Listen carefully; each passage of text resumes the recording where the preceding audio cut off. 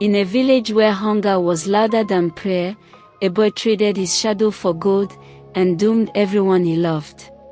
Long ago, in a land where red earth kissed the feet of the mountains and palm trees whispered secrets to the wind, there lived a poor man named Adekana. Adekana was not lazy. He farmed. He hunted. He worked. But no matter how hard he tried, poverty followed him like a stubborn shadow. Every night, he watched rich men pass his mud house in shining robes, while his children slept hungry. Bitterness grew in his heart. Then he made a choice. If you are just encountering this channel for the first time, please subscribe and give a thumbs up.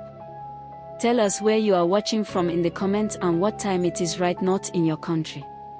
Trust me, you don't want to miss what happened in this story. Adekana was 13 years old when sickness took his parents within the same rainy season. First his mother, then his father 3 weeks later.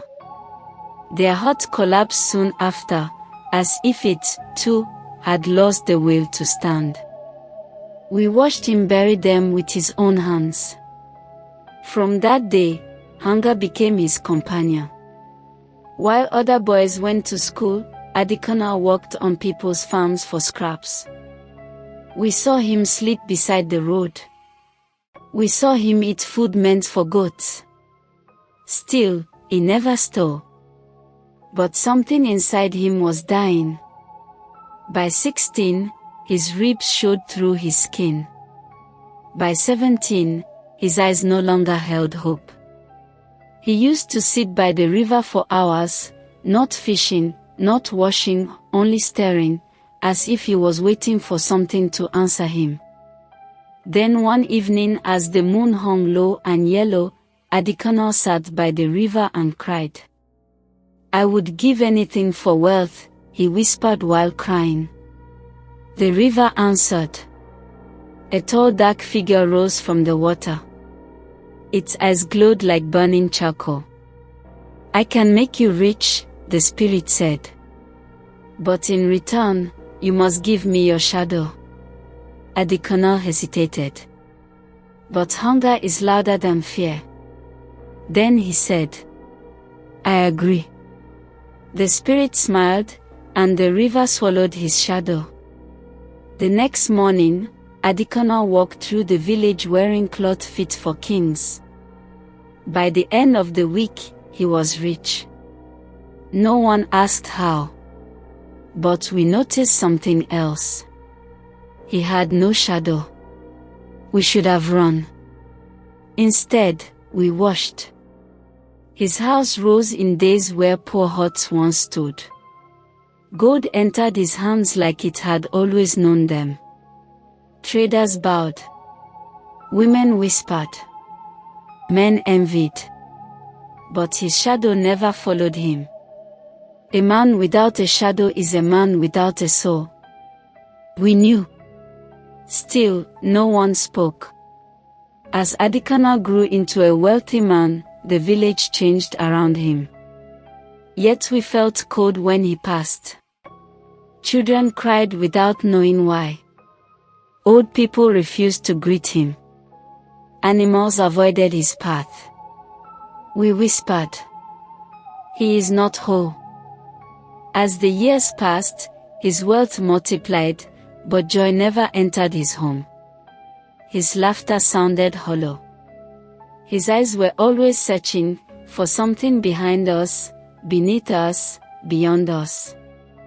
Many years later, Adekana began to feel empty.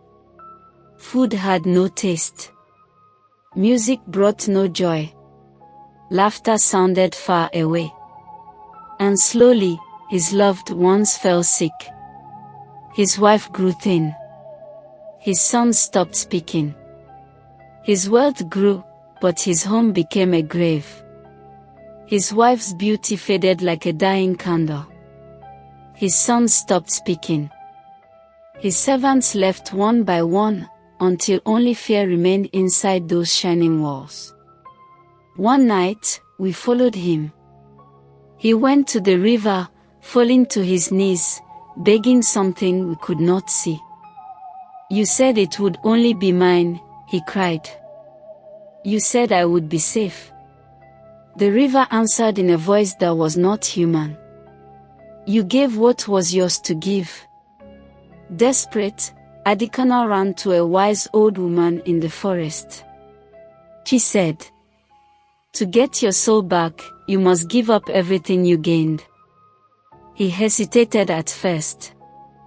The next day, Adekana returned to the river with all his wealth and threw his gold, his fine clothes into the water. I choose my soul, he cried. The river roared. The spirit screamed. And his shadow returned to his feet. Adekana sat in the dust, naked and shaking, his shadow finally lying at his feet like a wounded animal. When the sun rose, we saw his shadow had returned. He was poor again. But he was human. He was alive. Adekana lived to old age, quiet and humble. We tell our children, not all rich men are blessed. Some are only least. And when they ask back why we warn them about easy wealth, we tell them, because some riches are fed by blood, and some by souls. And we still avoid that river when the moon is low, because some bargains are never truly broken. Now, when we pass him in the village, he does not look at us. He tends small crops. He keeps to himself. The weight of knowing what he almost became bends his back more than poverty ever did. And we do not speak his name anymore. The lesson: Adekana became poor again. But he was alive. Even though he could not laugh like before, he could love. And he told his children, riches that cost your soul are the most expensive poverty. If you are just encountering this channel for the first time, please subscribe and give a thumbs up.